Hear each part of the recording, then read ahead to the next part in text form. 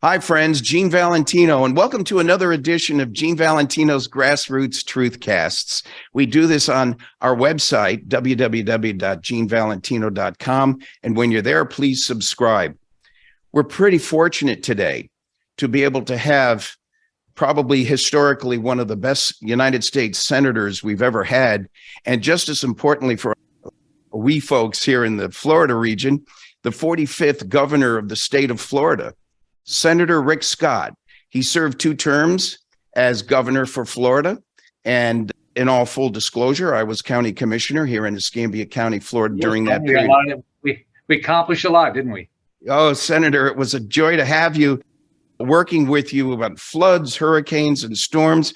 Thank you for joining me today. And let me turn it over to you in a more of a rapid fire format before we get into your opinion piece that I spotted on social media yesterday.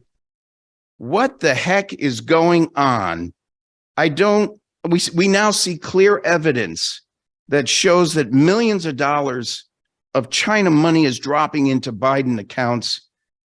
And yet we still have this tenor of preference to indict Trump on something that has fallen outside the statute of limitations. You want to comment briefly on that first before we get into your exciting editorial from yesterday? Well, first off, whether you like or don't like Trump, whether you like or don't like Biden, we all ought to be subject to the same rules, the same way, the same laws, the same way. There shouldn't be, preferential prosecution of one and not the other. So, this prosecutor in Manhattan is a Soros lefty prosecutor, and he's just this whole charade of attacking Trump. It's like FBI raids Mar-a-Lago, but Biden, why don't you just go check your office? We'll come back whenever you have time. I mean, this stuff is wrong. We got to treat everybody the same way. Well, I couldn't agree more. My concern is that this unjust prosecution, or selective prosecution, as they call it, seems to have applied egregiously towards Republicans and in the limelight lately, Donald Trump. But what is your focus? What is your solution? If you could sit back at the 10,000-foot level and have it perfectly your way, what's your solution as a leader of Florida? Well, I did it when I was governor. I appointed about 40% of the judges in the state, over 400 judges. And basically, I told them, you don't have a right to tell me what your position is on issues. You have your obligation. If you want to be a judge, you've got to convince me that you're going to interpret and enforce the law, not try to make new laws. So that's all I cared about. I didn't care what party you were. And that's what we should expect out of our prosecutors, our police, everybody involved. That this is we're going to basically just solve the problem. Our judges, the same thing. So that's what I did. I was in a meeting the other day with the FBI, and they said, you're losing the support of the American public because you're a black hole. You've got to tell people why you do what you do, and you got to be willing to explain it. You work for the American public. You don't work for some swamp in DC. I'm so concerned that the true problem is less obvious. And you touch upon it in your assault on the Treasury Secretary and the President and the Federal Reserve in general in your story. But I can't help but feel that there's a deeper state activity going on where China's got its fingers in it. Oh, yes, we blame Soros for the likes of an Alvin Bragg.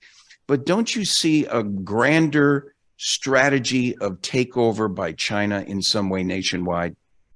Well, let's look at what China is doing.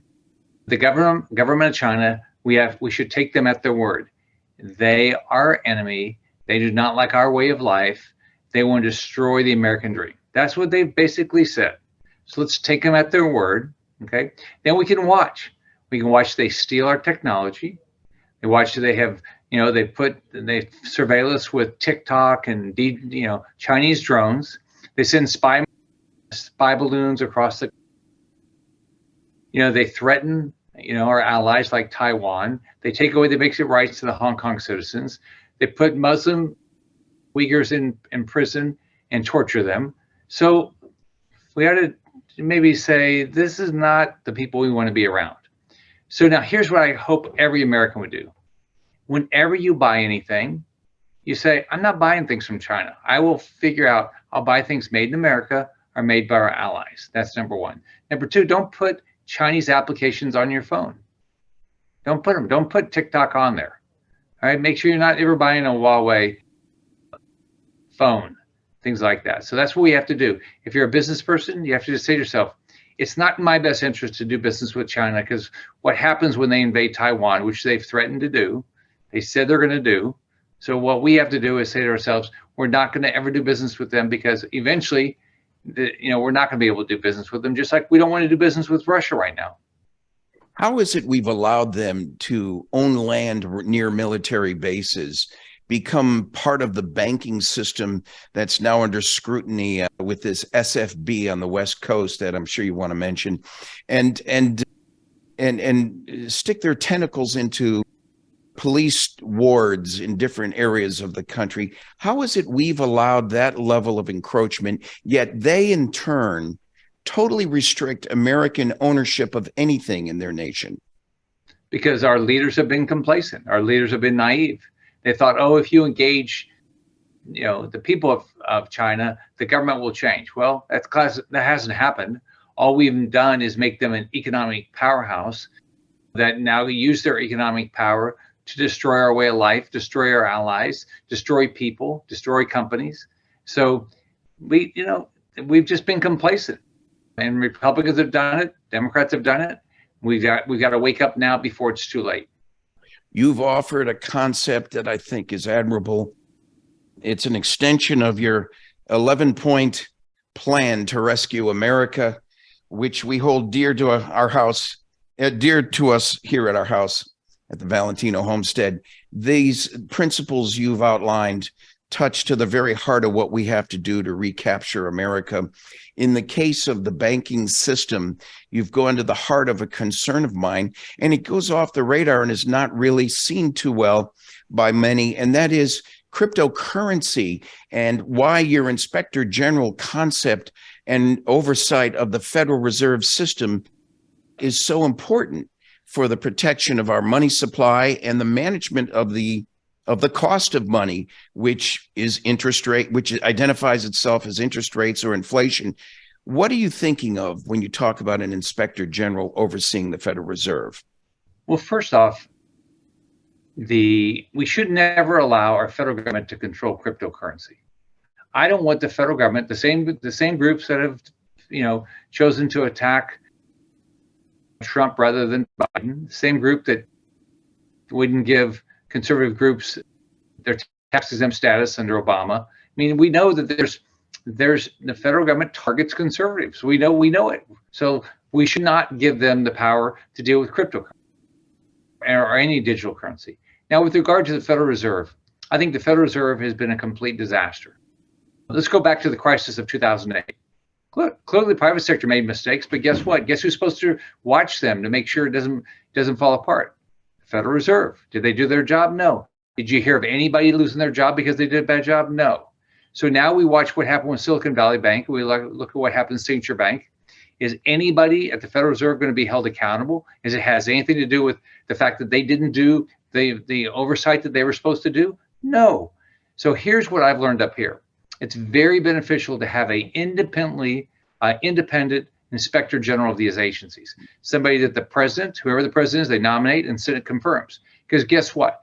Then it works sort of like a company. In a company, when you run a public company, you have their outside auditors. They report to the board of directors. They don't report to the CEO, because there's somebody has to review the CEO, and that's the board of directors. Well, the same with this. We ought to have an independent Inspector General to say, hey, the Federal Reserve is doing their job or not doing their job. And in this case, I don't know how they could say that they were doing their job with regard to Silicon Valley Bank, with Credit Suisse, with regard to any of these failures, because they clearly didn't. And so I want an Inspector General that's going to be independent of whoever the chairman is, to make sure that we do real reviews. We all get better when somebody's reviewing us. We all do. Oversight is positive for us. It's positive, and it sends into place, Senator, a sense of balance and equity across the board. If you really want to use the term equity, the fact of the matter is they haven't, they're misusing the funds that they've garnered for even some Chinese companies within the ranks of SVB, and the billionaires behind the scenes at SVB, correct me if I'm wrong, please, are getting a pass by President Biden and a forgiveness on a debt, which is really, no matter what we were intending to tax the millionaires and billionaires, it seems to be a little gift on the sidelines that goes unnoticed. Your comment? Well, yeah, I mean, here's what's unfair. The rich in this country keep getting richer. Wall Street keeps getting bailed out, right? And guess what? The taxpayer pays for all this. Anyone, Yellen, the Jay Powell, the chairman of the Federal Reserve, ever says the public's not going to pay for this, who in the heck do they think pays for this? If a bank pays a fee, it's going to get passed on to you. Every business passes on every cost they can to their consumer. Same with this. So this bailout of all these rich people at Silicon Valley Bank is basically a bailout, and you, the taxpayer, are going to pay for it. You'll pay for it in higher fees. Now, and then on top of that, on top of bailing out rich people, they bailed out Chinese companies. Give me a break. First off, why can a Chinese company raise a dime of capital? Why do they have a right to buy farmland in this country? Why do they have a right to buy land around our military bases?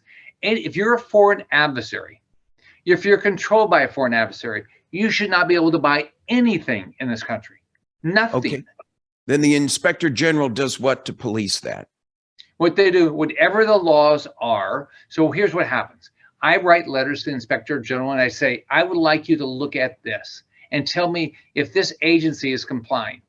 Now, what do you think the chance is if Jay Powell appoints the inspector general for the Federal Reserve? When I asked the inspector general of the Federal Reserve if Jay Powell is doing his job, what's the chance that they're going to say, oh, no, he's not doing his job? No, they're not going to do that.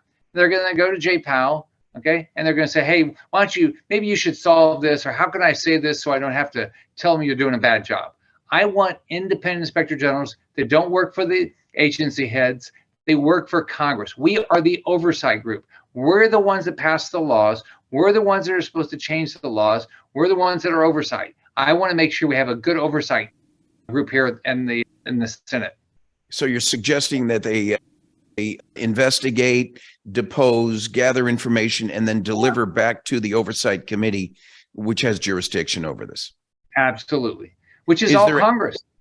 Yeah. Do you ever see a day where these inspector generals and their authority broadens to become more police-like, with limited authority to remove or penalize for wrongdoing, instead of waiting 2 years or 4 years more for a re-election to get rid of somebody?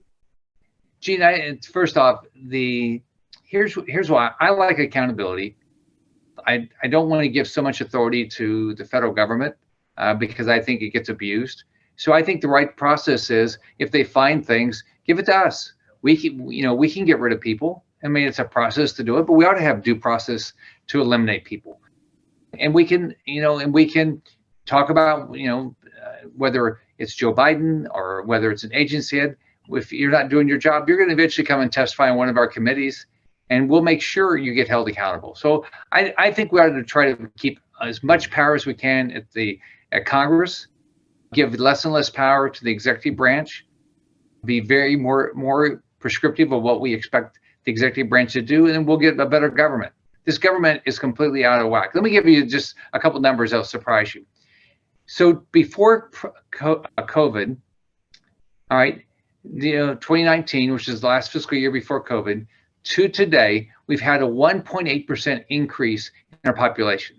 How much do you think Biden's budget in that time frame is up?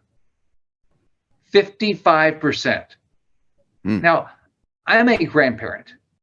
Okay, I'm a parent and a grandparent. When I die, I expect not to leave any of my debts to my kids or my grandkids. When you look at all these deficits, that's exactly what we're doing. We're doing exactly what we don't believe in. And on top of that, this unbelievable inflation, it hurts the poorest families. I grew up in public housing. I watched my mom struggle with putting food on the table. So when you look at what's going on here with this inflation, gas up, food up, rents up, it's hurting the poorest families in this country. And it's like these people up here in DC, nobody cares because they're not broke. Yeah, you've got the tiger by the tail. It sounds to me like sometimes, Senator, what part of the elephant do you eat first? I remember when you were back in Florida as governor, you had cut taxes over $10 billion. Yep. You had created more than 1.7 million jobs. In fact, I remember you going out of your way to help me with an economic development for Airbus when we were trying to bring them to the Panhandle. And I commend you for what I saw firsthand as economic incentives you were putting in place to make Florida as successful as others are taking credit for today, by the way. I commend you for what you did that preceded many that are there now. And my concern is, how can we sustain that and grow that and copy and paste that concept to a national strategy?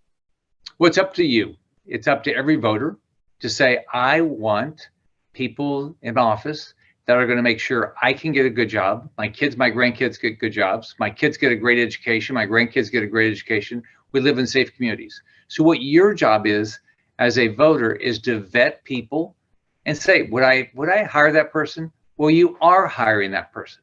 You're giving them an unbelievable amount of authority. So vet them. Look at their background. I mean, what would you do if you were hiring them to run a restaurant or to wait tables? You'd say, well, what's your background? You know, what do you like? Have you done this before? Do you like this? So we need to do the same thing. It's up to us. And then if people are doing the wrong thing, you've got to be very vocal. You can write op-eds, you can go on television, you can protest, you can do all these things, but get involved. Inflation is too high. The border is open. They're making our military a pronoun military rather than a lethal military. They're wasting your money. Be vocal. This is ridiculous. They're killing our country. Senator, would you agree? I think you do agree. You've said it before about term limits for congressmen and senators like the president. But, you know, and I'm okay with that. But my question to you is, what about term limits on those 40, 50-year seated bureaucrats behind the elected congressman and senator that have truly been perpetrating a strategy that precedes you and me? How do we bring into balance that wrongdoing? Well, you can go to rescueamerica.com and look at my 12-point plan. And part of it says that we ought to have term limits, but not just for the politicians, which we should. We have them in Florida. You can't be a House or Senate member for 8 years in a row, except for 8 years in a row, governor for 8 years in a row. We have them. We ought to do it for the bureaucrats too, because up here, this is a swamp and the bureaucrats run things. We've given way too much authority to the bureaucrats. Some of the bureaucrats, you know, work in the Senate and the House, and they all work in the executive branch. So we got to stop this and say, you know what? You don't get to control my life with no accountability. That's why I got rid of 20% of regulations in the state, because it was non-elected individuals basically creating laws. That's wrong. Well, you started your job as United States Senator for the free state of Florida back in 2018. It's a 6-year term that comes up in 2024.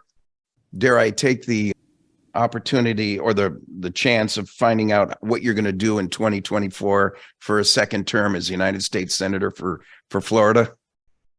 Well, first, I'm running for the Senate, and what I want to do is make Washington work for you.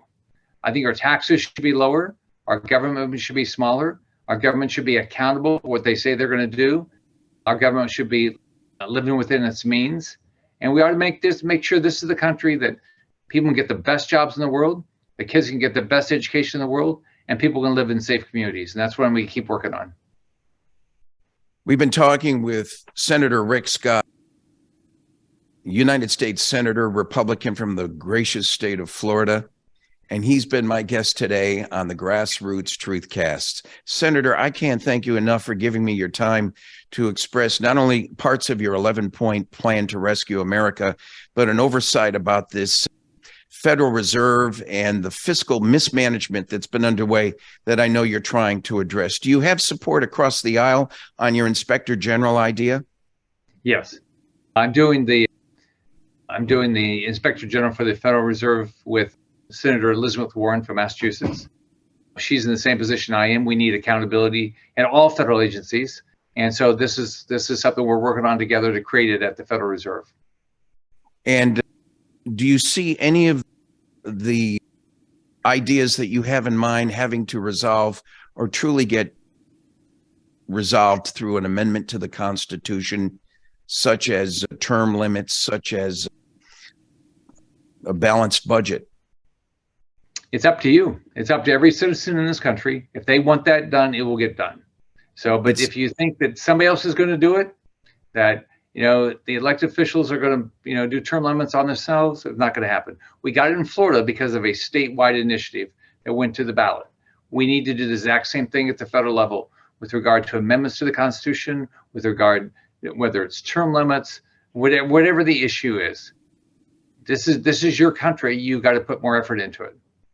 I know it's not on the primetime news tonight, but I do appreciate you and Senator Rubio getting behind this daylight savings time change. It's been something you initiated under Speaker of the House Pelosi, which she managed to sideline for you. But I'm glad under Kevin McCarthy, you're able to bring it forward again. Congratulations, and we wish you the best on that endeavor. I'm optimistic. I mean, think about it. Don't we want to have ourselves after work or our kids after school be able to get outside and play, get some exercise? Yeah. So we got it through the Senate last year. So hopefully we can get it through the Senate again this year and get it through the House and get Biden to sign off on it. Senator Rick Scott, thank you very much for joining us today on Gene Valentino's GrassRoots TruthCast. All right. Take care. Have a good day. Best to you, Senator.